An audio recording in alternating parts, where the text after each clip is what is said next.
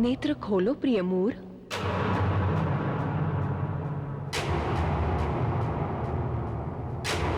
देखो, मैं असुरों का कल्याण करने वाली असुरेश्वरी तुम्हारी तपस्या से प्रसन्न होकर तुम्हारे सामने प्रकट हुई हूं।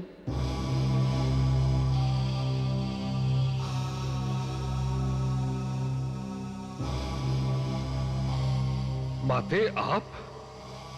मैं तो ब्रह्मलोक जाने के लिए ब्रह्मा जी की तपस्या कर रहा था, परंतु आप अचानक यहां कैसे प्रकट हो गई? हे वत्स, पुत्र को क्या चाहिए ये माता के अतिरिक्त और कौन जान सकता है। असुरों के लिए दुर्लभ ब्रह्मलोक के द्वार मैंने अपने तेज से तुम्हारे लिए खोल दिए हैं।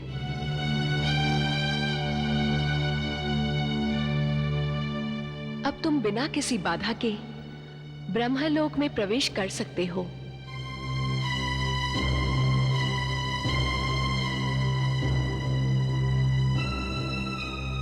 धन्यवाद माते।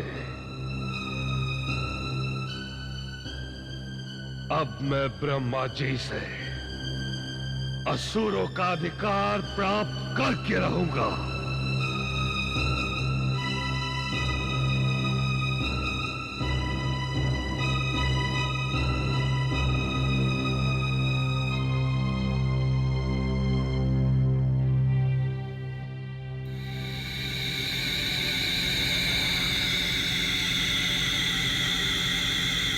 देवराज, देखा नहीं आपने? बहुत बड़ा अनर्थ होने जा रहा है। यदि दुष्ट दैत्य मूर ब्रह्मा जी के पास चला गया और उन्होंने महिषासुर को दिए हुए अमोघ वरदान की तरह इसे भी कोई वरदान दे दिया तो समस्त सृष्टि संकट में पड़ जाएगी। ये तो सत्य है गुरुदेव। दुष्ट महिषासुर के अत्याचारों की घटनाएं आज भी भय का कारण बनी हुई हैं। हे गुरुदेव, आप शीघ्र ही ब्रह्मा जी के पास जाके उन्हें सावधान कर दें, कहीं वो मूर्ख को मनचाहा वरदान न दे दे।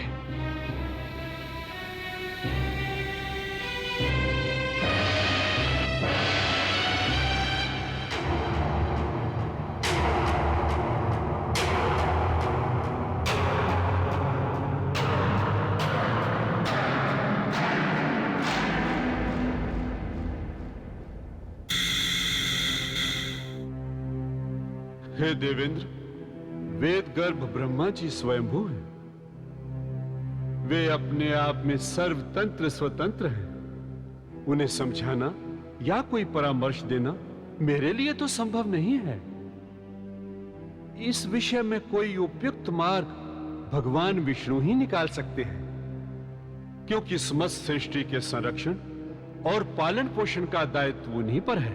तो ठीक है आचार्यवर, आप शीघ्र ही वैकुंठ लोक पधारें और भगवान विष्णु को स्थिति से अवगत कराएं, ताकि आने वाले संकट का शीघ्र समाधान हो सके। ओम हिरण्यवर्णां हरिणीं सुवर्ण रजस्वलां चंद्रां हिरण्यमयीं लक्ष्मीं जातवेदो महावः तां महावः जातवेदो लक्ष्मी मनपगामिनीं यस्यां हिरण्यं विधेयं गामश्वं पुरुषानहम् अश्वपूर्वां रथमध्यां हस्तिनादं प्रमोदिनीं श्रियं देवीमुप हवे शिर्मा देवी जुषतां कां सुश्रितां माते, हिरण्य। हे नारायणी शक्ति, हे जगत जननी, हे माता लक्ष्मी, रक्षा करें, रक्षा करें। प्रणाम माते। शुभम भवतु मंगलम। वैकुंठ लोक में आपका स्वागत है देवगुरु। लेकिन आज आप इतने भयभीत से क्यों दिखाई दे रहे हैं?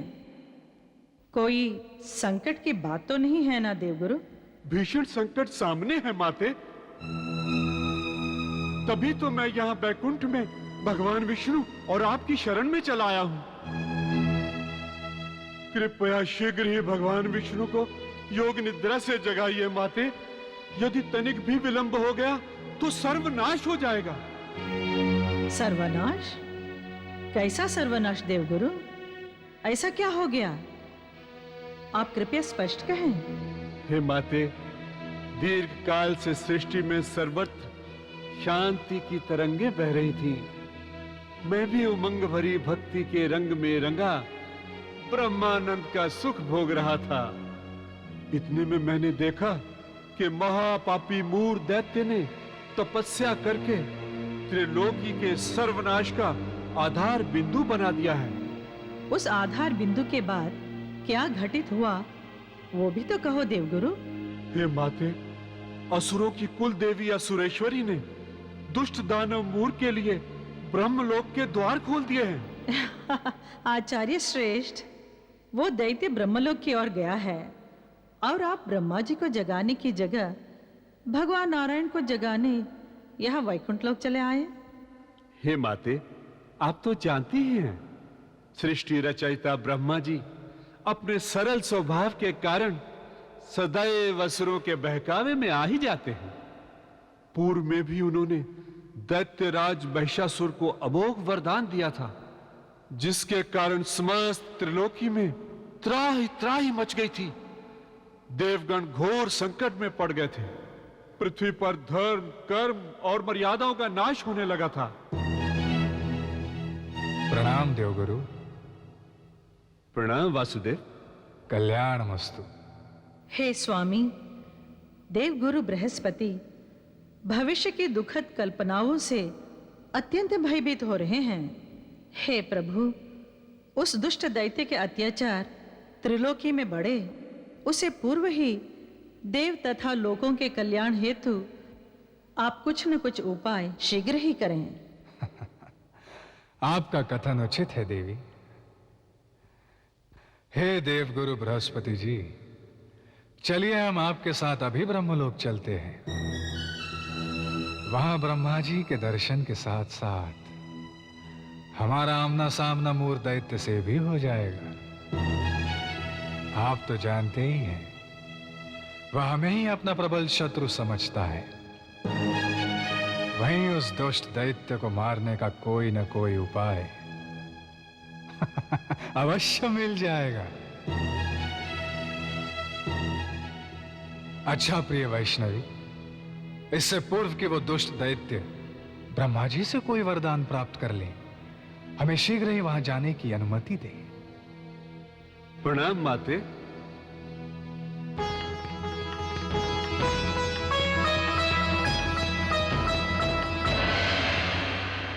सृष्टिकर्ता आदि ब्रह्मा सृष्टि बीज सनातन, हे स्वयंभू वेद कर्ता नित्य नित्य नमो नमः।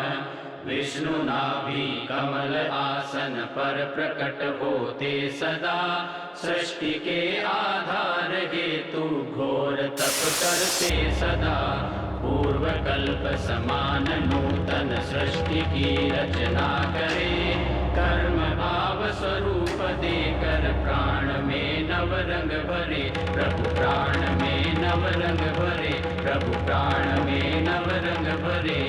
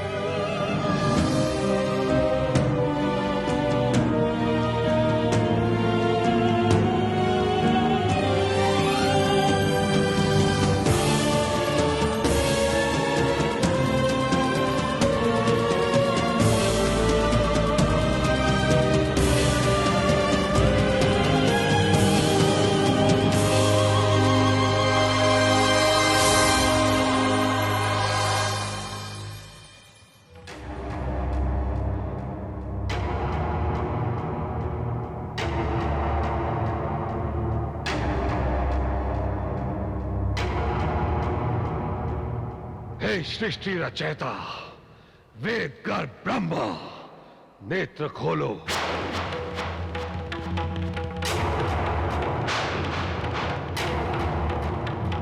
हे नाड़ी जंग के पुत्र मूर, तुम यहां ब्रह्मलोक में?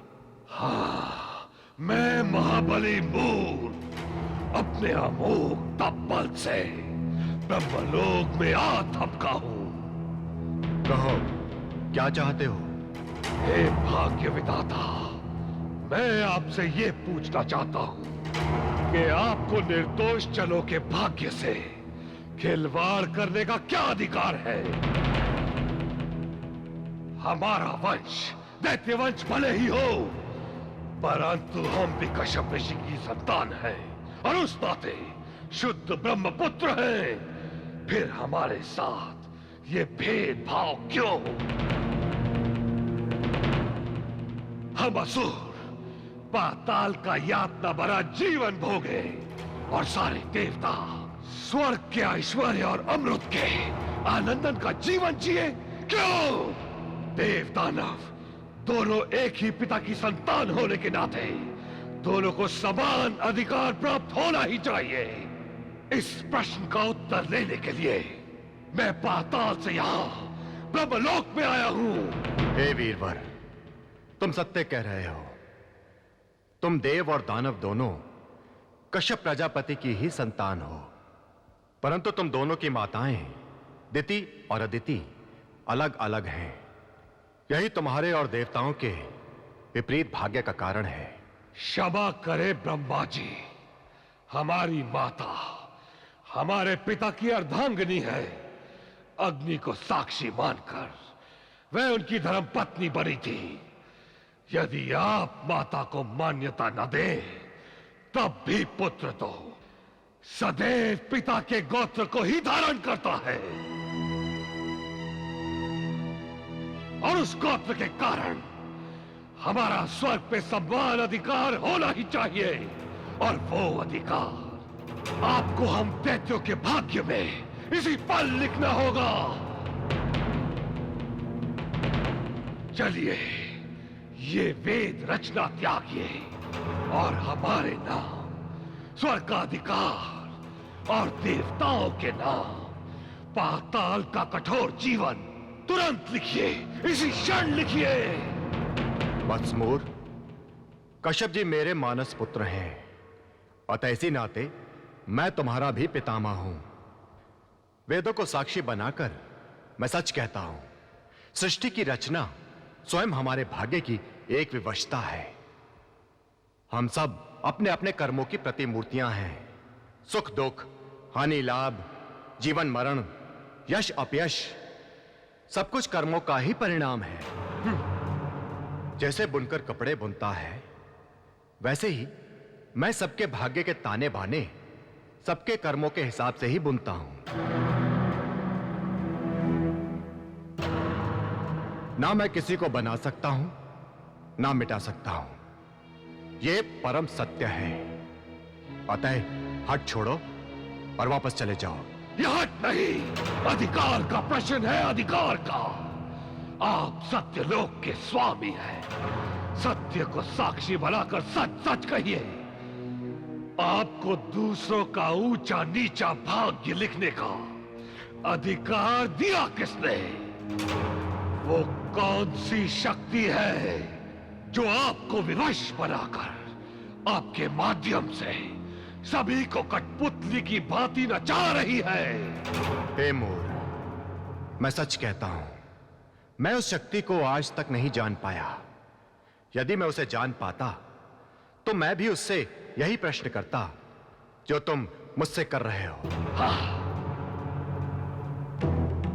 वो अलौकिक शक्ति अपरंपार है, उसका कोई अता पता नहीं। ना आज तक किसी ने उसका पार पाया है और ना ही भविष्य में कोई उसका पार पा सकेगा। ये शाश्वत सत्य है। ब्रह्मा जी, मुझे शब्दों के माया जाल में फंसाने का झूठा प्रयत्न मत कीजिए। सच सच कहिए, इस सृष्टि के रचयिता आप हैं या नहीं? हां हां पुत्र, मैंने कब कहा कि मैं इस सृष्टि का रचनाकार नहीं हूं? परंतु मैं तुम्हें कैसे समझाऊं कि तुम्हारा और हमारा सबका भाग्य हमारी सबकी व्यवस्था है। ये टेढ़ी मेढ़ी पगडंडी की भांति उलझा पुलझा कहां जाता है, कहां समाप्त होता है, इसे कोई नहीं जानता। यही हमारी सबकी नियति है। ये नियति नहीं, अनीति है, अनीति। और इसी अनीति का अंत करने के लिए महाबली मोर ने असुर कुल में जन्म लिया है। मैं आपसे अंतिम बार पूछ रहा हूं, आप असुरों को देवों से ऊंचा स्थान देंगे या नहीं? बोलिए, देंगे या नहीं? उत्तर दीजिए। हे प्रिय मोर, रूठे हुए बालक की भांति क्यों मचल रहे हो? मैंने ही सदैव असुरों को मनचाहा वरदान दिया है। जो मेरे हाथ में था वो मैंने अवश्य दिया, परंतु मेरी भी अपनी एक सीमा है, विवशता है।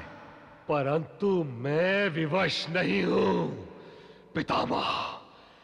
आज के बाद ये संकल्पमयी मूर दैत्य अपने भाग्य का विधाता स्वयं बनेगा। असुरों के भाग्य की धुंधली रेखाओं को उज्जवल बनाएगा। माता दिति के पुत्रों की दुर्भाग्य की रेखाओं को मिटा कर रहूंगा। उन्हें कपटी विष्णु की छाव में पल रहे देवताओं का स्वामी बनाकर रहूंगा।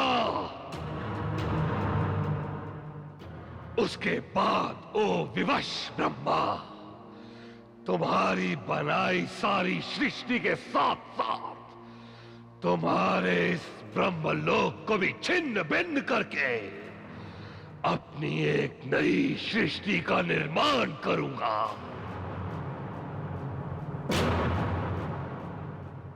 हाँ।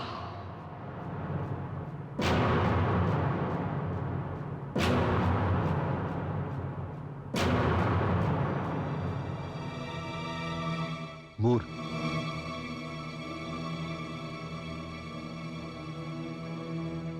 मूर दैत्य शिरोमणि, क्या बात है? बहुत जल्द ब्रह्मलोक से प्रस्थान कर रहे हो।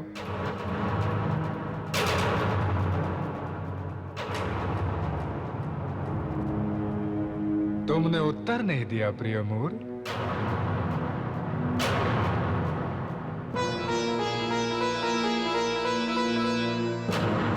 ओ असुरों के द्रोही और देवताओं के प्रिय श्री नारायण, अब तुम्हारा नाम सदा सर्वदा के लिए मिटने वाला है।